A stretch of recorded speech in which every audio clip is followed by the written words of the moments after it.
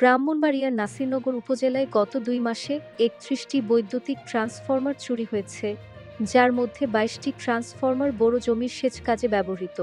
এছাড়া ২টি শিল্প এবং ৭টি আবাসিক গ্রাহকের ট্রান্সফরমার চুরি হয়েছে।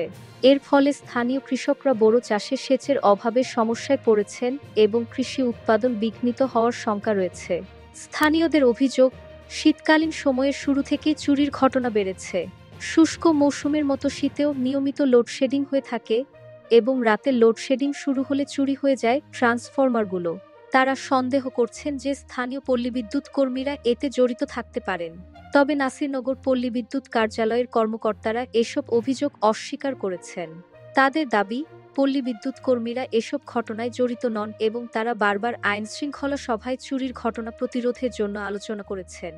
এমনকি পল্লী বিদ্যুৎ সমিতি বাদী হয়ে মামলা করেছে, তবে কার্যকর পদক্ষেপ এখনও নেওয়া হয়নি। গত ১ বছরে প্রায় ১০০টি ট্রান্সফরমার চুরি হলেও কেউ আটক হয়নি। নাসিরনগর উপজেলার সদর ইউনিয়নের দাঁতমণ্ডল গ্রামের কৃষক উবাইদুল হক অভিযোগ করেন, তাদের গ্রামের সেচ প্রকল্পে ৪টি ট্রান্সফরমার ৭ জানুয়ারি রাতে চুরি হয়েছে।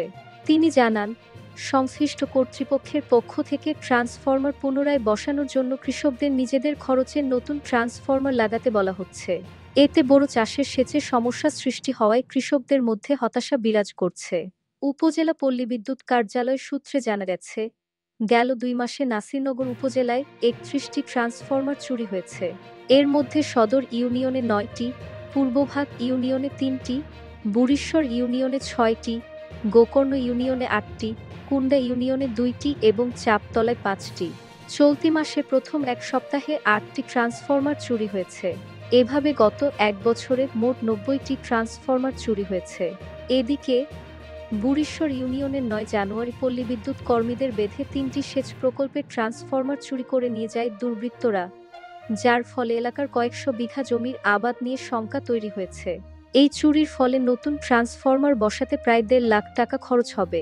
স্থানীয় কৃষকরা বলেন, সঠিক সময়ে পানি না পেলে তারা বড় আবাদ করতে পারবেন না এবং জমিতে ফসল না হলে পরিবার নিয়ে খেতে সমস্যা হবে। উপজেলা কৃষি সম্প্রসারণ কর্মকর্তা মোহাম্মদ মজিবুর রহমান বলেন, নিয়মিতভাবেই সেচ প্রকল্পের ট্রান্সফরমার চুরি হচ্ছে, যা কৃষকদের জন্য খুবই দুঃখজনক। নাসিরনগর পল্লী বিদ্যুৎ সমিতির উপমহাব্যবস্থাপক আমজাদ হোসেন বলেন, ট্রান্সফরমার চুরির ঘটনায় কিছু স্থানীয় চক্র জড়িত রয়েছে, তবে এসব প্রতিরোধে স্থানীয়দের সতর্ক থাকতে হবে। নাসিরনগর থানার ভারপ্রাপ্ত কর্মকর্তা ওসি মোহাম্মদ খায়রুল আলম জানান, এখনো পর্যন্ত তাদের কাছে কোনো ট্রান্সফরমার চুরির অভিযোগ আসেনি। অভিযোগ পেলে আইনগত ব্যবস্থা নেওয়া হবে।